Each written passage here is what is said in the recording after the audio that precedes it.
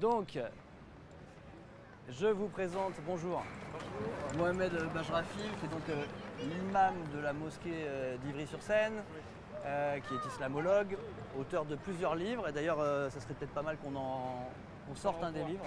Non, on peut avoir un des livres Un des livres. On va vous ramener un livre, parce que comme ça, on va montrer le livre que vous avez écrit aussi. Alors, je ne sais pas si vous avez eu le temps d'écouter un peu mes discussions. Pas trop. Alors, en général, j'ai été assez surpris, mais les gens connaissent assez bien le ramadan. Même les gens qui ne sont pas musulmans, on a discuté. Personne ne m'a dit, par exemple, qu'on n'avait pas le droit d'avaler sa salive. Oui. Parce qu'on voit beaucoup sur Internet ce genre de stupidité, que pendant le ramadan, on n'a pas le droit d'aller à la piscine, on n'a pas le droit d'avaler sa salive. Vous avez déjà été confronté à ce genre de choses, de questions bizarres? Non, pas particulièrement. Mais en même temps, je suis avec des musulmans. Donc, Sur Internet, on en voit beaucoup, en tout cas, ce genre de choses circuler. Et après, alors, quelque chose qui faisait un peu débat, c'est que les gens avaient l'impression que souvent le ramadan, ça commence très jeune. Donc, par exemple, quand je disais le ramadan commence à 6 ans, les gens disaient oui, ça commence très jeune. C'est vrai ou pas ça? non, pas du tout. Le ramadan commence à partir de l'instant où la personne est pubère, saine d'esprit, pas malade,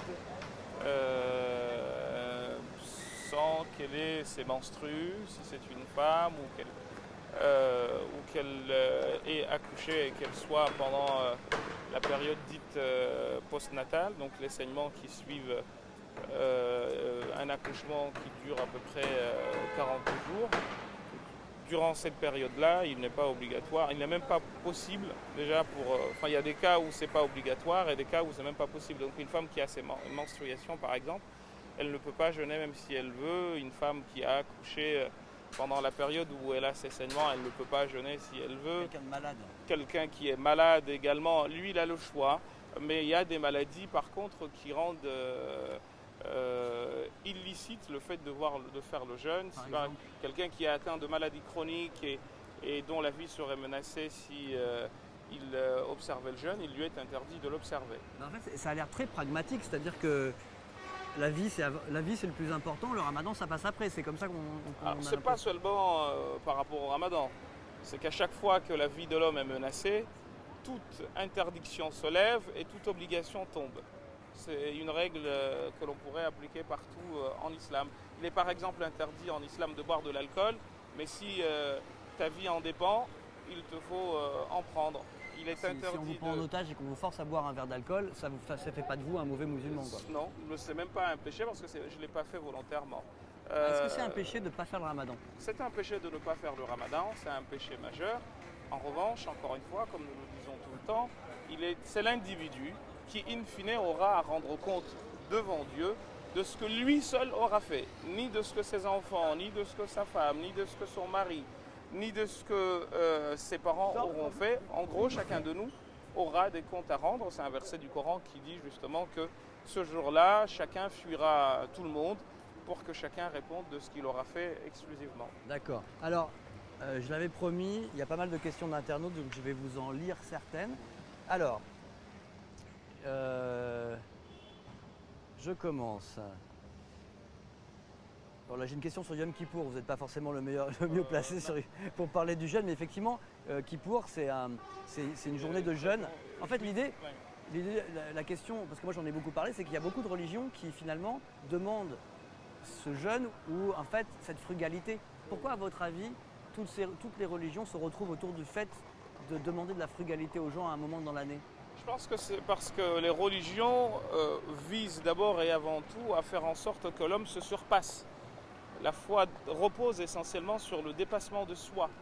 Et je pense que l'exemple par excellence du dépassement de soi réside dans le fait de pouvoir dire que je pourrais boire, je ne le fais pas, je pourrais manger, je ne le fais pas, je pourrais avoir des relations intimes avec mon conjoint, je ne le fais pas. Bref, il y a quelque chose qui est de l'ordre de pouvoir dire non à soi-même et qui, au fond, caractérise l'ensemble des religions. Pourquoi c'est important de pouvoir dire non à soi-même? Eh bien parce que, je cite souvent cette phrase de Baudelaire qui disait qu'un homme digne de ce nom a sur son cœur un serpent jaune assis comme sur un trône auquel s'il dit je veux, il dit non.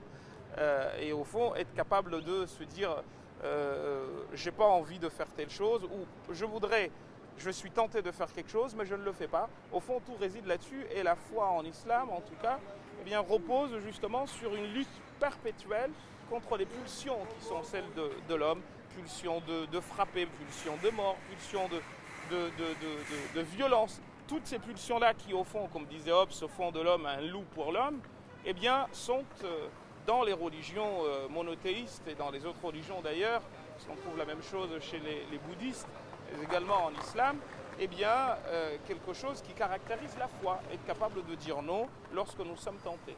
D'accord. Alors j'ai Joël qui demande pourquoi ça dure un mois le ramadan?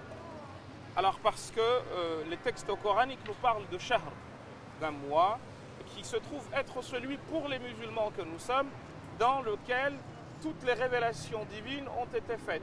Pour les musulmans, la Torah a été révélée pendant le mois de Ramadan, les évangiles le mois de Ramadan et le Coran également pendant le mois de Ramadan. Donc c'est un mois où le croyant est en lien avec son Créateur à travers la révélation qu'il lui a faite. C'est un mois fondamental et donc c'est pour ça que c'est un mois. C'est un mois fondamental et c'est pour ça que c'est un mois, et le Coran le mentionne très bien. Shahr Ramadan alladhi unzila fihi al-Qur'an, le mois de Ramadan est celui dans lequel le Coran a été révélé, hudan lin-nas wa bayyinatin min al-huda wal furqan, comme révélation, cette révélation qui est une guidance pour les hommes et des éclaircissements. D'accord, alors j'ai plein d'autres questions.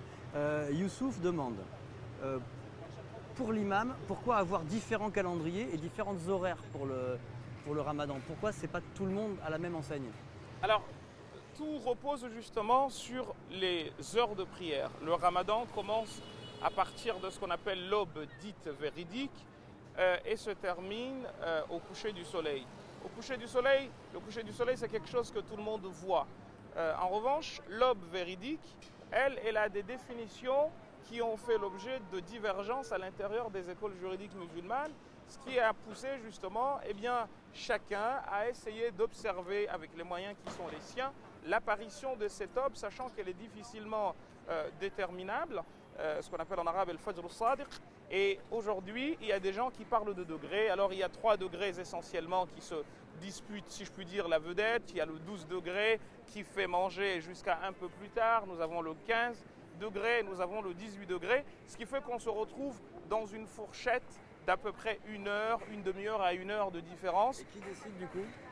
Ça, c'est aux croyants, en effet, de voir lequel des calendriers ou lequel de degrés lui permet d'être en phase avec... C'est pas l'imam qui dit c'est à partir de telle heure. Non. Ça, c'est quelque chose que malheureusement beaucoup de gens ont du mal à assimiler. Il n'y a pas de clergé en islam. On a, in fine, à revenir sur soi. Et c'est une recommandation, voire une prescription prophétique. Un compagnon était parti le voir et lui a dit qu'on lui a dit une chose et son contraire au sujet d'un acte en particulier. Et il lui a dit, il faut que tu t'interroges de toi-même quand bien même les gens te disent ceci ou cela. Donc il faut que, in fine, ce soit celui qui jeûne, qui prenne le taureau par les cornes en prenant ses propres décisions et pas m'attendre moi ou je ne sais qui, parce que moi, encore une fois, je dirais ce dont je suis convaincu, mais entre ce dont je suis convaincu et la réalité, il y a des mondes. Mais alors du coup, il y a des imams qui sont très, on va dire, intransigeants sur ça se fait, ça se fait pas, faites-le, où il va se passer ça. Oui. Ça, vous pensez que c'est pas la bonne façon d'apprendre l'islam? C'est la rigolade. Pour quelqu'un qui connaît les textes musulmans et la jurisprudence musulmane, agir comme ça est une preuve d'ignorance de la part de celui qui raisonne ainsi. Et malheureusement, les ignorants... Par exemple, là je sors un peu du sujet, mais sur le voile, on entend que le voile c'est obligatoire parce que c'est dans le Coran, etc. Et si on ne le porte pas, c'est... Alors attention, c'est une chose que de déclarer que tel acte est obligatoire. Par exemple, le port de la ceinture, par exemple, est une obligation. Mais si tu ne le fais pas, toi, tu seras individuellement sanctionné. Mais encore une fois, c'est des choses qui se passeront là-bas. Ce n'est pas ici. Donc ici, chacun de nous, vous et moi, est libre de faire ce que bon lui semble, sans qu'il y ait l'épée de Damoclès de quelque personne que ce soit, sauf si, bien entendu, c'est quelque chose qui est de l'ordre de mes relations avec l'autre, auquel cas, il faut qu'il y ait quelque chose qui supervise. Mais les relations qui sont de l'ordre du divin avec sa création, il n'y a pas du tout à ce que quelqu'un vienne imposer son opinion. Encore une fois, il faut que nous comprenions que celui qui parle de religion doit se considérer comme le porteur d'une marchandise intellectuelle ou spirituelle, appelez-la comme vous voulez. Il propose et c'est aux gens de disposer. Moi, en tant qu'imam, je n'ai pas à imposer quoi que ce soit, y compris dans ma mosquée par exemple. Je n'impose pas le degré dont je suis convaincu, j'expose les avis et les gens sont libres de prendre ce qu'ils veulent. Donc les gens qui disent si vous ne faites pas ça, on vous coupe la tête, là on est clairement à des milliers d'années-lumière de l'islam, c'est ça ? C'est malheureusement des gens qui veulent être plus divins que Dieu. Là, on ne peut pas faire pire, on ne peut pas faire plus. Dieu a voulu que l'homme puisse être ce qu'il est. Il lui a laissé le choix de pouvoir croire en lui ou de ne pas pouvoir croire ou de ne pas croire en lui. Ça me rappelle d'ailleurs une citation d'un écrivain, un poète indien qui disait que j'aime Dieu parce qu'il m'a donné la possibilité de ne pas croire en lui. Et au fond, à partir de l'instant où cette liberté est refusée aux gens, il n'y a plus de foi. Et en islam, et c'est assez contradictoire, la foi n'est pas acceptée si elle est le fruit d'une contrainte. Mais on contraint quand même, certains pensent que c'est en contraignant les gens que les gens seront croyants alors que cette foi n'a pas de sens. Il faut l'accepter. Oui. C'est passionnant, j'ai plein de questions. Encore Marie-Charlotte qui me dit, il y a une fête du Ramadan à la fin, je crois. Comment elle s'appelle et que signifie-t-elle ? Alors elle s'appelle Eid al-Fitri, qui veut dire la fête de la rupture. Et le terme fête en arabe veut dire Eid, qui signifie quelque chose qui revient souvent. Et c'est justement parce que ça se répète tous les ans qu'on parle de Eid. Et cette fête-là se caractérise à la fois par la rupture du jeûne et surtout par le fait que nous devons donner ce que nous avons pu avoir comme surplus le mois du Ramadan durant, le mois de Ramadan durant, à celui qui est dans le besoin. Au nécessite, nous devons donner l'équivalent aujourd'hui de 7 à 8 euros de dons. Ça, c'est obligatoire. C'est obligatoire. On donne à la fois pour soi et pour les personnes qui sont à notre charge.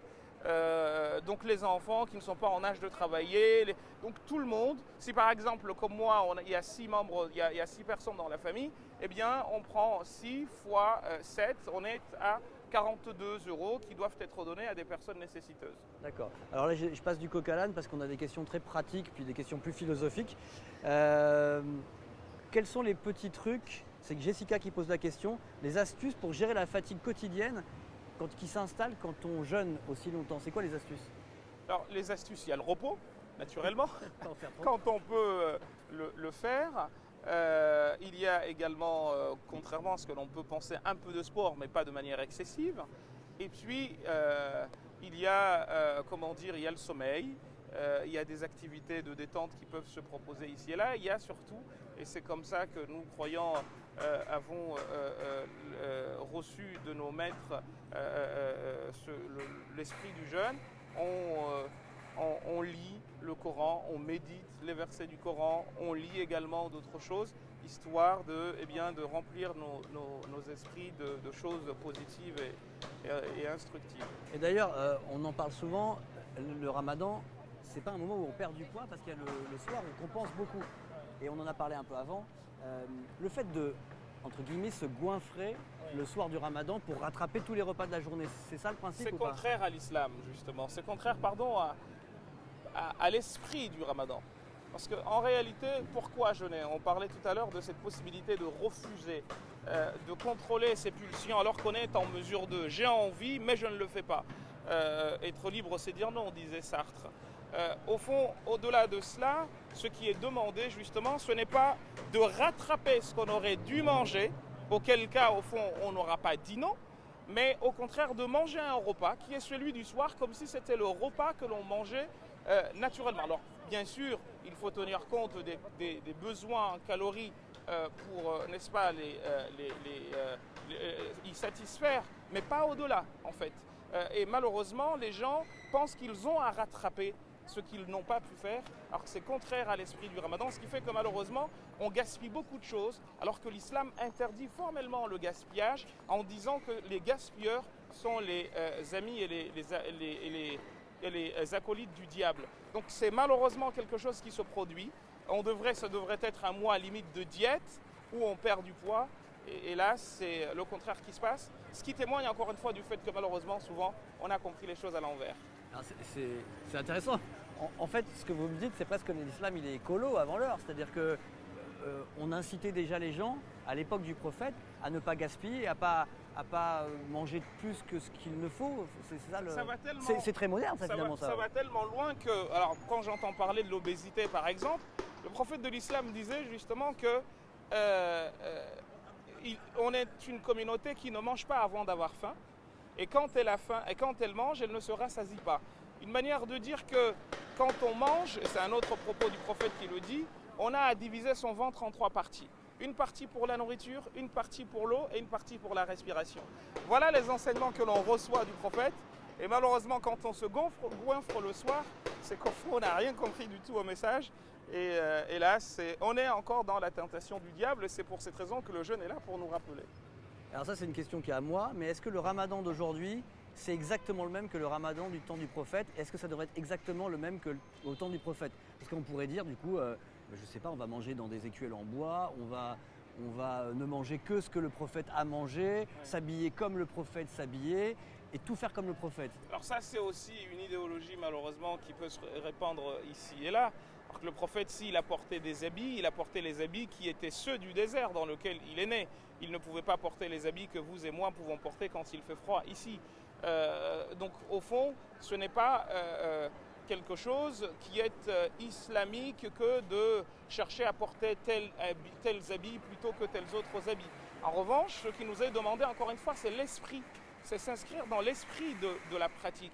Et il y a un monsieur qui s'appelle Ghazali, qui est très connu, qui est mort en 505 de l'Hégire, qui disait, quand il a constaté que les gens pratiquaient, mais de manière plus ou moins anarchique, il disait qu'il fallait réécrire les sciences religieuses en écrivant une encyclopédie qui s'appelle Ihya Ulumuddin, la revivification des sciences religieuses, parce que constatait-il déjà, il y a 1000 ans de cela, les gens s'éloignaient davantage de l'esprit pour s'intéresser au corps finalement. Or le corps justement, il varie selon les temps et les espaces, alors que l'esprit, lui, il reste le même.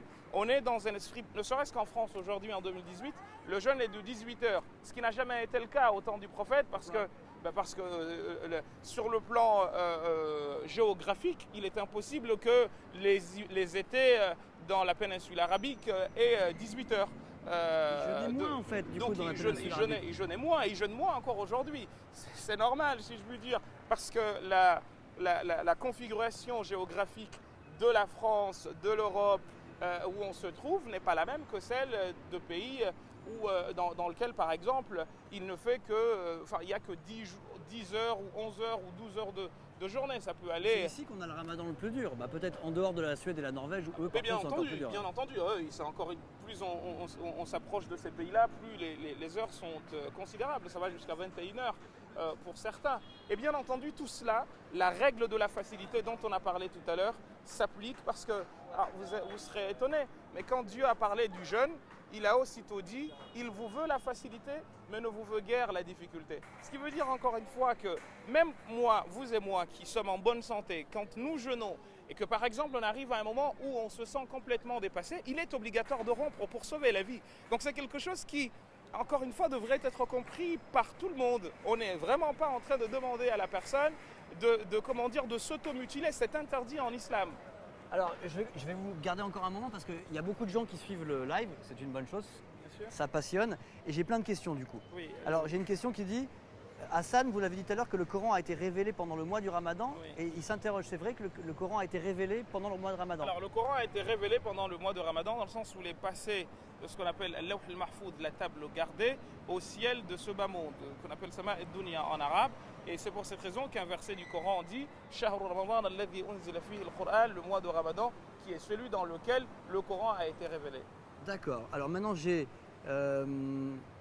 Mia qui dit ne vous inquiétez pas, on ne se goinfre pas contrairement à ce que vous pensez. Donc elle dit que elle a bien compris que l'esprit c'est pas de faire. Il n'y a pas de côté festif quand même dans briser le jeûne? Si, parce qu'encore une fois on se retrouve en famille, etc.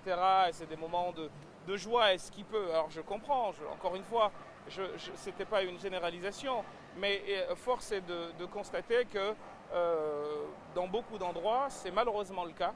Il y a beaucoup de gaspillage pendant le mois de Ramadan, alors que justement, tout doit être fait pour ne pas gaspiller. Alors, il y a des initiatives qui se créent ici et là pour justement ramener les gens à l'esprit du Ramadan.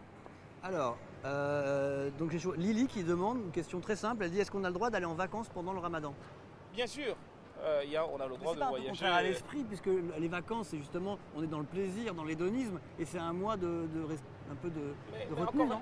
Oui, mais alors, il y a un compagnon du prophète qui s'appelait Ali ibn Abi Talib qui disait justement que contrairement à la majorité des compagnons et des savants musulmans, que si on était pendant le mois de Ramadan et qu'il n'y avait pas de nécessité à voyager, il ne fallait pas voyager. Mais encore une fois, c'est un avis qui s'oppose à ce que 99% des gens disent. Donc on peut voyager et durant le voyage, il nous est permis de ne pas jeûner.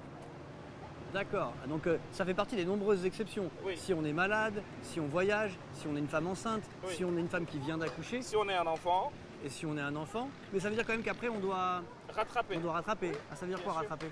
Rattraper, c'est qu'on jeûne un autre jour. Donc si par exemple une femme a eu ses règles pendant une semaine, Oui, elle rattrapera après. Oui. Et elle a un an pour le faire. C'est pas D'accord, obligatoire qu'elle le fasse juste après. d'accord. C'est très, très pragmatique en fait. Très Alors pragmatique, Rachid, ouais. comment percevez-vous les musulmans qui refusent de jeûner? Alors pour le croyant que je suis, c'est des gens qui pêchent, naturellement. Mais encore une fois, nous autres, nous disons qu'il faut apprendre à distinguer la faute du fautif. La faute est à condamner, mais le fautif est une création divine. Alors que la faute est une création venant de moi. Donc autant je dois condamner la faute, autant le fautif doit être quelqu'un dans qui, au minimum, je vois le souffle divin qui se manifeste autant qu'il se manifeste en moi. Donc j'aime le fautif, mais j'aime pas la faute. Ça veut dire que vous ne le condamnerez pas et que le jugement, ce sera Dieu qui le portera. C'est bien entendu Dieu qui le portera. Mais je ne serai pas, bien entendu, je serai en tant que croyant, pour ne rien vous cacher, je serai gêné. Mais parce que je l'aime, parce que pour moi, il y a une punition à l'au-delà et j'aimerais pas qu'il en souffre. Mais de là à aller jusqu'à le forcer, non, pas du tout. D'accord. Il faut, pendant le ramadan, se faire pardonner de ses péchés. Est-ce que c'est le moment de se faire pardonner de ses péchés? Alors, parce que, encore une fois, c'est un moment où le fait de jeûner efface les péchés. C'est un moment où le fait de prier la nuit, parce que c'est aussi un mois de prière nocturne, efface les péchés. Ce qui va pousser le prophète à dire dans un propos que celui qui atteint ce mois et qui ne voit pas l'ensemble de ses péchés partir, eh bien c'est quelqu'un qui aura raté, si je puis dire, le jeûne. Donc c'est un mois pendant lequel, en effet, les péchés sont absous. Alors j'ai une autre question d'une jeune femme, je ne la retrouve pas, mais qui demandait est-ce que j'ai le droit de faire un câlin à mon copain pendant le ramadan? Alors ça dépend. Si câlin, c'est enlacer la personne, bien sûr, il n'y a pas de problème. Mais Je pense qu'elle ne voulait pas dire ça. Si c'est l'acte, le coït, non. Alors pendant le mois de Ramadan, oui, la nuit. Ah, mais la nuit, oui. du lever de l'aube dite véridique, selon le calendrier et le degré qu'il aura choisi ou qu'elle aura choisi, jusqu'au coucher du soleil, il est interdit 3 choses en réalité. Sur le plan formel, après il y a beaucoup d'interdits qui sont de l'ordre du spirituel, mais ce qui est interdit, c'est de boire, de manger et justement d'avoir des relations intimes avec son conjoint. D'accord. C'était Yasmina qui posait la question, donc vous avez eu la réponse. Et tout ce qui est cigarettes, alcool, est-ce que c'est plus interdit pendant le ramadan qu'à d'autres moments? Ça le serait, ça l'est, d'autant plus que c'est un moment où justement on demande pardon. Alors que celui qui fait ça, au fond, eh bien, il continue dans le péché. Mais n'empêche que, alors celui qui boit de l'alcool par exemple, ou qui fume, c'est interdit de fumer comme c'est interdit de boire de l'alcool. Mais si tu ne le fais pas dans la journée du mois de Ramadan, ton Ramadan est accepté, mais disons que tu lui portes trop de coups de poignard pour que celui-ci arrive, j'ai envie de dire, à bon port à la fin du mois. Mais encore une fois, toute œuvre sera récompensée si bien entendu l'intention y était. D'accord. Continuez à poser vos questions. Là, on a plus de 1000 personnes qui suivent en direct ce live, donc vous avez l'air de passionner les gens et c'est tant mieux. Donc continuez à poser vos questions, moi je les reçois et je les pose. Là j'ai Nab, ça doit être Nabil j'imagine, qui dit est-ce que prendre une douche pendant la journée est interdit? Pas du tout. On a le droit. Bien sûr, on a le droit de prendre une douche. Alors il faut bien entendu éviter d'avaler l'eau, etc. Mais sinon, vous savez, le ramadan, c'est quelque chose de très logique. On se fait souvent beaucoup de films, c'est normal. Quand on est dans le doute, on pose la question. Mais moi, je dis souvent à mes étudiants, quand c'est louche, c'est pas musulman. Et quand c'est logique, c'est musulman. C'est tout aussi bête. Et alors par exemple, justement, ça amène à Walid qui dit est-ce que j'ai le droit d'insulter pendant le ramadan? On n'a pas le droit d'insulter dans des autres mois que le mois de Ramadan. Le mois de Ramadan, il nous est davantage interdit étant donné la raison que je vous ai donnée, à savoir que c'est un mois pendant lequel eh bien, on se recueille et on cherche à se réconcilier avec son Créateur, à se rapprocher de lui. Donc c'est contre nature. Et ce qui fait que d'ailleurs, certains estiment que mentir rompt le ramadan. C'est par exemple la vie ou parler sur le dos de quelqu'un, calomnier. C'est la vie d'une école juridique qui s'appelle les zahirites. Mentir, pour certains même, rompt les ablutions.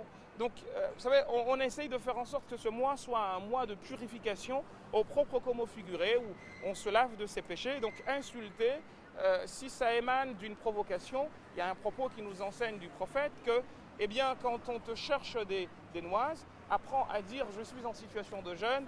Parce que je suis sous la protection de Dieu, je n'ai pas besoin de me défendre, mais plutôt laisser Dieu me défendre. C'est pas le cas tout le temps. Parce que dans la religion un peu, Jésus disait on te frappe tant l'autre joue. Est-ce qu'il y a ça dans l'islam normalement? Justement, il y a un propos du prophète qui dit Kun ibn Adam al-Maqtoul wa la takun ibn Adam al-Qatil. Soit l'enfant d'Adam tué, mais pas l'enfant d'Adam qui tue.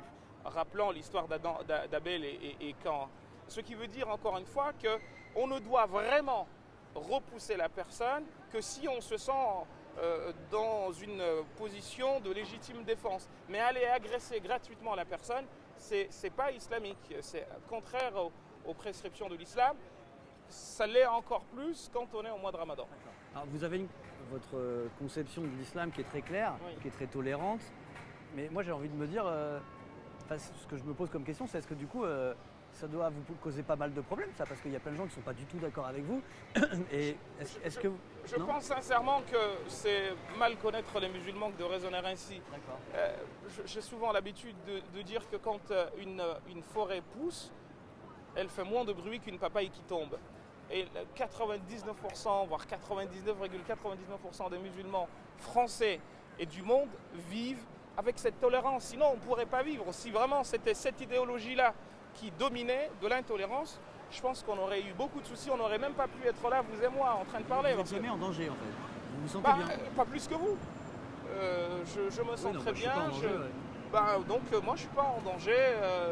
Vous savez, il n'est pas exclu que quelqu'un vienne te faire du mal ou je ne sais quoi, mais personnellement, les musulmans français ne vivent pas avec la peur en se disant il faut que je fasse ci, il faut que je fasse ça. Malheureusement, ce dont se font l'écho les médias, c'est souvent les trains qui arrivent en retard et jamais des milliards qui arrivent à l'heure. Daesh, c'est les trains qui arrivent en retard. On va reprendre la... Mais c'est intéressant, et si je fais cette émission aussi, c'est pas parce que je veux promouvoir une religion, je pourrais faire la même émission sur le catholicisme. Moi, c'est simplement parce qu'on a presque 8% de musulmans en France, on a une énorme population musulmane, et que donc c'est intéressant, moi ça m'intéresse, pour ma culture générale, de comprendre l'autre avec que je côtoie. Moi, c'est uniquement pour ça que je fais l'émission. C'est aussi de notre devoir de venir à votre rencontre. Je pense que, étant donné ces temps de brouille, il faut que nous multiplions davantage ces rencontres pour que nous nous connaissions mutuellement, parce que la peur, vous savez, elle est la mère de tous les problèmes en réalité. Quand on apprend à se connaître, finalement, 99% voire 100% du voile se lève. Et c'est pour cette raison que personnellement, j'ai accepté de venir et j'accepte de participer à d'autres échanges. Et il y a beaucoup de gens, des imams, des gens de la société civile, des acteurs divers et variés de confession musulmane qui s'inscrivent partout en France dans cette démarche. Pour pas que vous pensiez que je suis le seul, je suis loin d'être une exception, c'est vraiment ce qui se passe. Malheureusement, les caméras ne sont pas tout le temps braquées sur ces choses-là. Je vous pose une dernière question parce qu'on me l'a posée. Donc c'est Marie qui dit « À quel âge commence-t-on le ramadan? Mes élèves de 6e le pratiquent, dorment pendant les cours. N'est-ce pas dangereux pour les enfants, ce ramadan ?»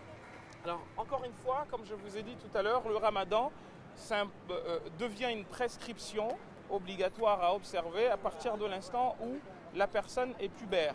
C'est-à-dire que, pour être concret, à partir de l'âge où on a vu ses règles pour la fille et le garçon à partir de l'âge où on a eu une éjaculation, c'est-à-dire une sortie de sperme, pour être concret. Sauf que on constate aujourd'hui que, surtout pour les jeunes filles, cela arrive de plus en plus tôt.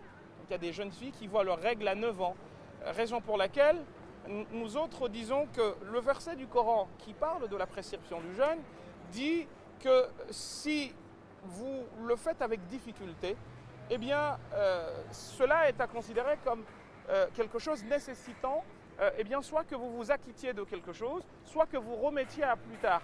Les enfants de cet âge-là, de 9, 10, 11, 12 ans, j'ai été prof de français en collège, donc je sais que c'est l'âge à peu près auquel les enfants arrivent au collège, on est à 11, 12 ans, ils ne sont pas en mesure, notamment pour un jeune de 18 heures, eh bien, d'accomplir 18 heures de jeûne comme ça, raison pour laquelle on demande aux parents qui voient leurs enfants dans cette situation, eh bien, de les encourager à ne pas jeûner et attendre par exemple le week-end, auquel cas là on les initie petit à petit, parce qu'il ne faut pas oublier encore une fois que nous ne sommes pas en hiver, nous sommes en été, et 18 heures de jeûne pour un enfant de 10-11 ans, c'est quelque chose de très difficile, et ce qui fait que, en tout cas je vous parlerai de mon cas à moi, mes enfants, j'en ai 2 qui sont de cet âge-là, eh bien je leur demande encore une fois de le faire, notamment les jours où ils n'ont pas de sport, les jours où ils ne sont pas comment dire, à l'école, parce que ces jours-là, ils les supportent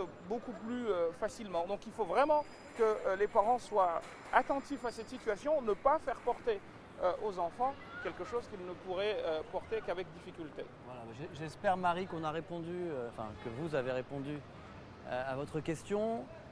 C'était l'objectif de cette émission, c'est qu'on se pose des questions très pratiques sur le ramadan pour notre culture générale ou parce qu'on est musulman. C'est important d'y répondre. Et puis il y avait aussi le message derrière que se comprendre qui fait le ramadan, pourquoi, qu'est-ce qu'il y a derrière. Et ce message de tolérance, il est intéressant, je trouve, pour tout le monde. Voilà. Sachez que Mohamed Bajrafil a écrit un livre. Et je pense que si vous l'avez écouté avec autant d'attention parce que vous étiez beaucoup sur le live, je suis persuadé que vous aurez envie de lire son livre qu'on va montrer maintenant. Alors, ça s'appelle « Réveillons-nous, lettre à un jeune français musulman ». Si vous deviez nous faire le pitch de ce livre, c'est quoi le message de ce livre? C'est un message qui va dans le sens de ce que nous avons dit tout le long de cette émission, ouverture à l'autre et tolérance, pour justement pouvoir nous connaître davantage et passer du vivre ensemble au faire ensemble, parce que je compare souvent la vie, donc notre pays, à un bateau qui a besoin pour avancer que tout le monde pagaie dans le même sens. D'accord, bon, je trouve que c'était des très beaux messages, qu'on soit religieux ou pas, encore une fois, croyant ou pas. Partagez, likez, transmettez autour de vous. Marie, à vos élèves qui se demandent s'ils sont obligés de faire le ramadan à 9 ans, 10 ou 11 ans, on a eu des réponses qui m'ont semblé intéressantes. C'était l'instant détox. L'instant détox, c'est chaque semaine en direct. En général, c'est le jeudi 12h30. Là, pour vous, on a fait une petite exception à la règle et j'en suis ravi. Et sinon, vous pouvez retrouver tous les instants détox, et j'en ai fait un paquet depuis 2 ans, sur ma chaîne YouTube qui s'appelle l'Instant Détox. Alors allez-y maintenant, allez vous abonner et vous ne raterez plus aucun instant détox. Voilà, c'était un plaisir de parler de religion avec vous et d'islam. Merci beaucoup. Merci à vous. Merci. Et merci à vous de nous avoir suivis.